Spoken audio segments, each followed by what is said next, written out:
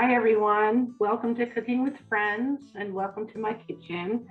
I'm Cynthia Triolo. I'm a cooking instructor for the Friends, and I'm sure many of you I know and have taught many classes. So today what we're going to do is make a risotto with winter squash and rosemary. I think it's the perfect comfort food for the fall, and if you happen to have a lot of winter squash, it's a great thing to do with it. So I'm going to get started. I have my favorite risotto pan here with some butter already melted in it.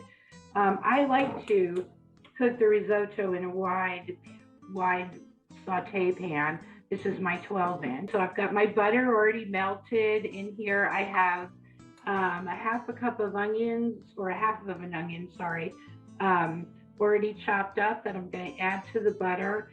So in this recipe, actually what I'm going to be making is half of what you have as the recipe, because I've already made one so that you can see the finished product. So anyway, so here are my onions, and I'm going to add those to the pan, and I'm just going to saute them for a little bit. I don't really want any browning on them. I just want them to sweat a little bit and become a tiny bit transparent. So I'm just going to stir these around to get them started.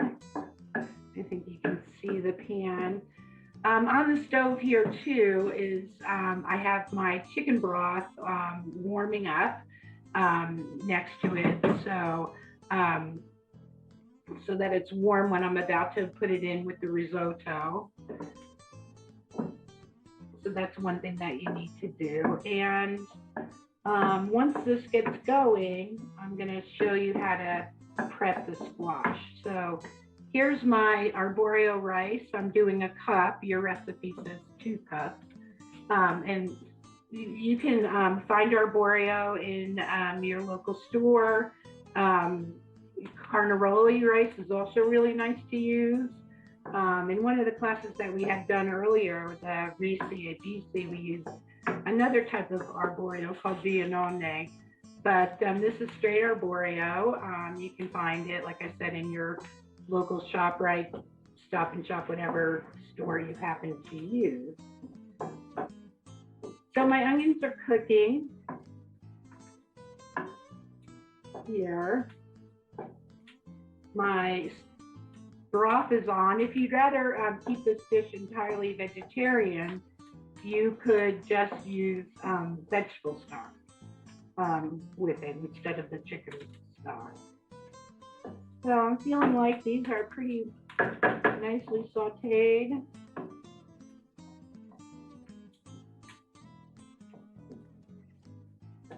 And now what I'm going to do is add the rice. So I just want to cook this for a couple of minutes. What happens is you'll see that the edges of each rice kernel become a little bit transparent, and that's what I'm looking for. So that just takes a few minutes to do. So this recipe that I'm giving you is a real basic risotto recipe that you could do any kind of flavor combinations in. I know we've done several in classes before. But for this time of year in October, I thought the winter squash would be a nice addition. So I'm just stirring this a little bit. I can hear the rice kind of popping and crackling, and I can see that the edges are turning translucent in the pan, which is what I'm looking for. So now we're ready to get started. Once that happens, want to do is add some nice dry white wine.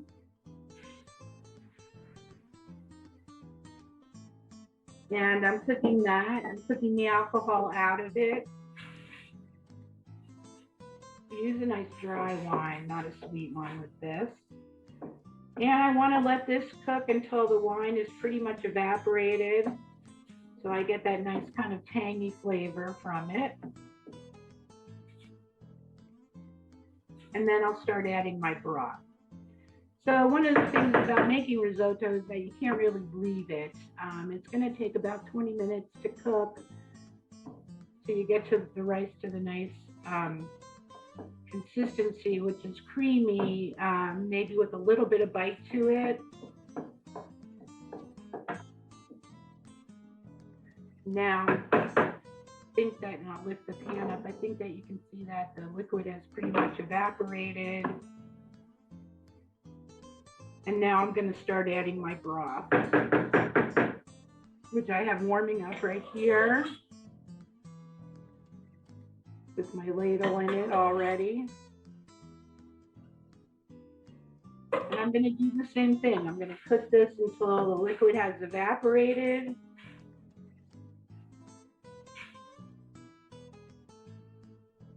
Now, so while that's happening, let's talk about how to prepare the squash. What I like to do with the squash is roast it in the oven. It makes things a lot easier. So this is something that you could do many days ahead to roast the squash, and that way you'll have it ready. If you have a lot of winter squash, you can do it ahead and freeze it, which is what I did with the batch that I'm using for this risotto. So just a stir, put this aside. Here's my squash. I sliced the top end off and the bottom end off, and now I'm just going to slice it through the center carefully. You want a flat surface. That's why I sliced the bottom off, so it's not wobbly on your cutting board. That's important. And I sliced it in half. So what I'm going to do now is take a spoon and just scoop out the seeds. You could roast those if you'd like. Just like that. And I'm going to put it on. Let me give this a stir while we're talking about the squash. I can see that it needs a little bit more broth. So I'll add some.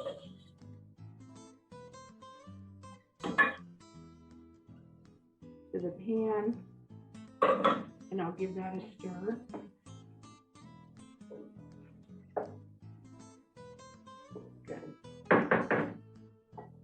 So I have my half a squash. I'm going to take it and put it on a sheet pan, just like that, cut side down. I'm going to do the same thing with the other half. So this is something that you want to do first before you start the risotto. I'm going to give this a stir.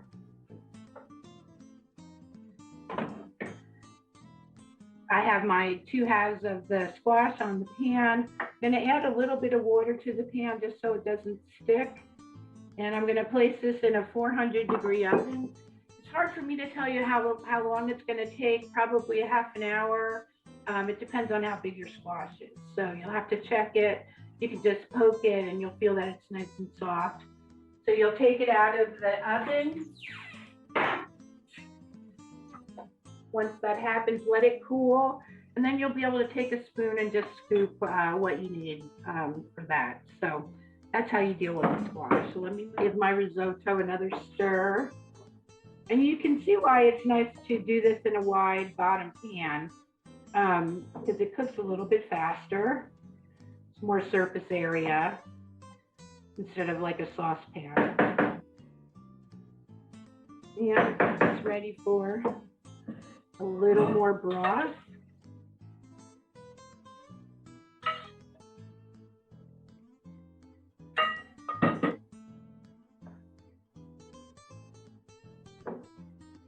Make sure all the rice is in the broth and cooking.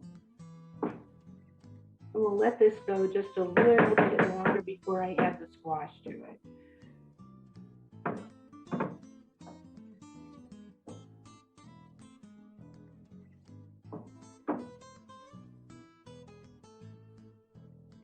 So what kind of variations could you do on risotto? One really great one is shrimp and asparagus. When asparagus is in season, I often make a mushroom risotto with wild and dried mushrooms, which is fabulous. And then for that, I soaked the dried mushrooms and used some of that, strained, of course, as some of the liquid that's going to go in. That adds a lot of flavor. It's one of our favorite ones. I've done radicchio risotto, where we cook the radicchio on the grill, so it gets nice grill marks, and add that. Beet risotto is fantastic. Spinach risotto, there's no end to the possibilities, but the technique is basically the same. So, and this is how you start it. Like I said, real comfort food. This and a nice salad for dinner is just perfect. Okay, so I'm feeling like this is looking pretty good. It takes a little bit to really cook the rice. I'll let this go a little bit, and then I'm going to add my squash that I've already cooked.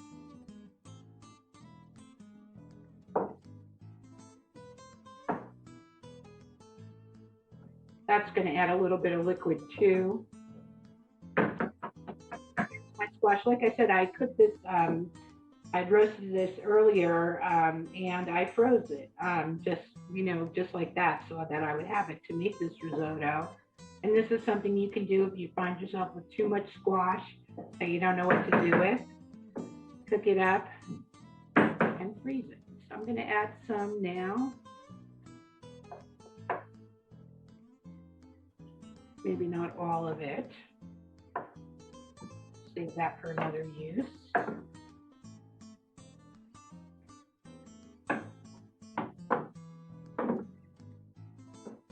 So there's no need to add the squash in the beginning with the onions because it's already been roasted. It's got a lot of good flavor. And there we go. I'm going to add some more of the broth to it. Now, one of the things that's happened to me, and it may happen to you when you're making risotto, is you think you have enough broth warming up on the oven, on the stovetop, and maybe you feel like you need a little bit more, that it just needs, maybe another cup of liquid. So what you can do is add some water to the pot and warm it up a little bit, and then add that. If you have more stock, you can certainly add that.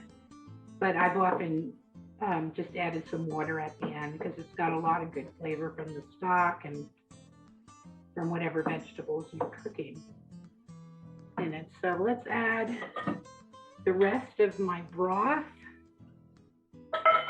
Turn this off. I think that's going to be plenty. And now what I'm going to do is kind of move it aside. Let it continue to cook. But what I want to show you is how to finish it. So this is going to take probably another, 10 minutes or so. You have to taste the rice and see if it's cooked.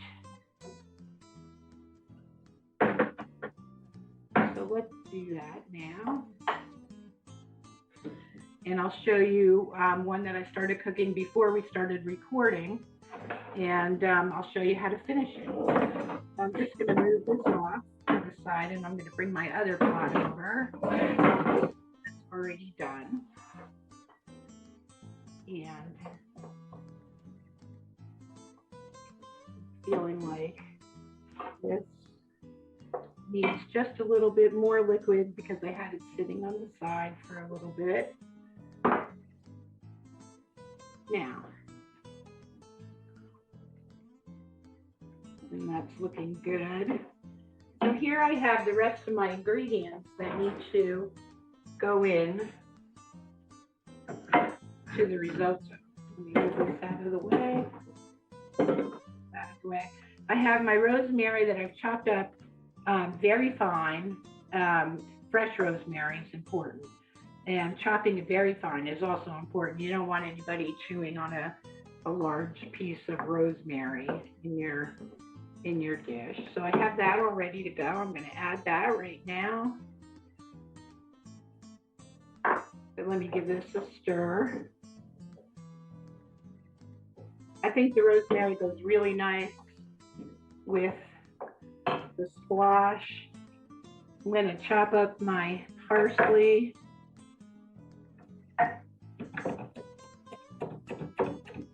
To add.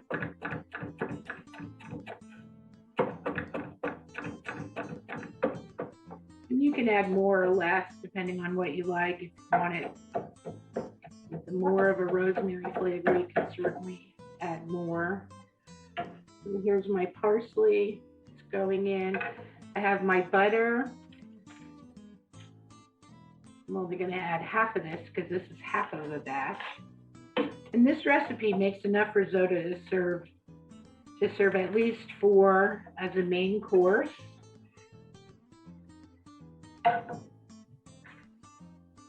Parsley's in, butter's in, and my Parmesan cheese, which I've already grated ahead of time. You want to use a good Parmigiano-Reggiano for this.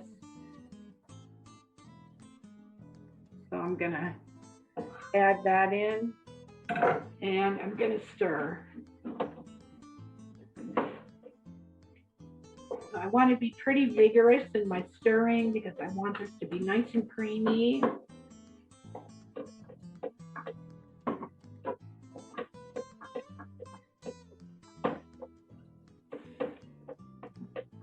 Butter's melted. It's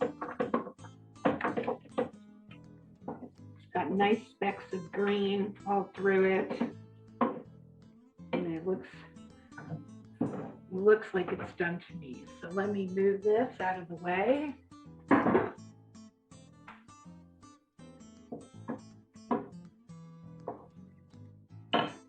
And I'll hold up the pot so you can see a little bit better. Let me turn the flame off. And here's our squash risotto. So you can see it's really creamy. Now I'm going to taste it because if you've noticed, we haven't put any salt and pepper in because of the Parmesan cheese. So I always like to be careful about that.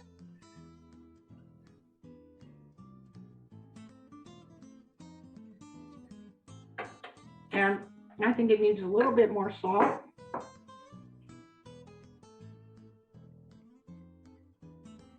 So I'm going to add that. A little bit of fresh ground pepper. And you want to bring this to the table. We like to serve our risotto on plates.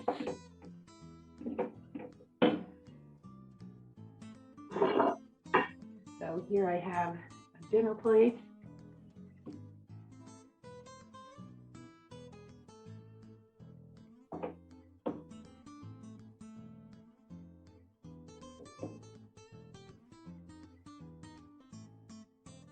And I'm just going to shake it around on the plate a little bit. A little more Parmesan cheese on top, maybe a sprig of rosemary to make it look pretty. And with a nice side salad, I think that's kind of all you need. So here's our risotto with winter squash and rosemary ready to go. This will be our dinner tonight. So I know that this class that you're seeing this and it's October, and I think many of us are thinking about Thanksgiving. And I thought, you know, it would be nice to give you a couple of tips of some do-ahead things, like if you are hosting Thanksgiving dinner, you might want to get your pie dough made early. You can certainly freeze that. If you're lucky enough to have a big freezer, you could roll out the pie doughs for the size of the pie pans that you're using and lay it on a flat sheet pan and cover them really well with plastic wrap. Put them in the freezer so they're ready to go. I think that's a great thing to do. And then when you're ready, you can, the night before, whenever you're going to bake your pies, pull it out the night before and defrost it in the refrigerator. Then you're all ready to go. I do the same thing with pie filling, with an apple pie filling or also pears. I've done it, and peaches. So I make the filling ahead of time. I do cook my apples a little bit in some butter and sugar and a little bit of cinnamon. And then I also freeze that filling. So in October, when we have tons of apples available at our local orchards, It's a great way to use them, and they freeze perfectly fine, and but cooked first, and just enough so that the juices are coming out. And I just put mine in a Ziploc bag, enough to fill a pie pan, freeze it, and when I'm ready to do my pies, I've got the filling already, I've got the pie dough already. So there's something that you can do ahead of time to have a little less stressful holiday. Um, if you're hosting Thanksgiving this year. So just a little tip. I want to thank you guys all for joining us today, and thanks the Friends for having me. Coming up in November is the Friends are doing their annual tree symposium, and this year it's going to be all about conifers. It's going to be fantastic. There's fantastic speakers. There's one, it's going to be on consecutive Tuesday nights. So look for that, and register ahead of time. It's going to be really interesting, some great speakers. And then in December, I'm going to be back to do another class on gifts from the kitchen. So if you're thinking that you want to make your holiday gifts this year, hopefully I'll have some tips for you. I do that every year with all my friends and coworkers. So I think I have some good ideas that you might like, but I hope you'll join us. So thanks again for joining me, and happy cooking, everybody. And if you are not a member of the Friends, I am a friend. I hope you are too, but if you're not a member, please join. We'd love to have you. Thank you.